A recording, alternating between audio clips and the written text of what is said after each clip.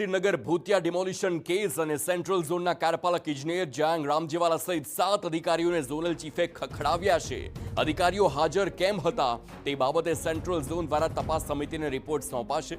કાર્યપાલક 3 ડેપ્યુટી અને 3 junior એન્જિનિયરને zonal ચીફે પૂછ્યું કે નાસિરનગરમાં કોના કહેવાથી અને કેમ ગયા હતા। આ મામલે રિપોર્ટ આવ્યા બાદ તપાસ સમિતિ વધુ તપાસ કરશે। સ્થાનિક લોકો દ્વારા કમિટી સમક્ષ 8 મુદ્દે નિષ્પક્ષ તપાસની માંગ કરવામાં આવી છે।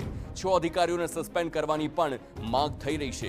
ત્યારે આ સમગ્ર મામલે તપાસ સમિતિના સભ્ય કે.એલ. વસાવાનું કહેવું છે કે આ સમગ્ર મામલે ઊંડાણપૂર્વક તપાસ શરૂ છે। ડિમોલિશન સંબંધિત તમામ વહીવટી વિગતો મંગાવવામાં આવી છે। સાથે જ સમય મર્યાદામાં તમામ વિગતો અને પુરાવા આવ્યા બાદ આગળની કાયદાકીય કાર્યવાહી કરાશે। ટીપી રોડ અને રિઝર્વેશન પ્લોટ પર થતા એ ગેરકાયદે દબાણો સામે મનપા ભવિષ્યમાં પણ કાયદેસરની પ્રક્રિયા ચાલુ રાખશે।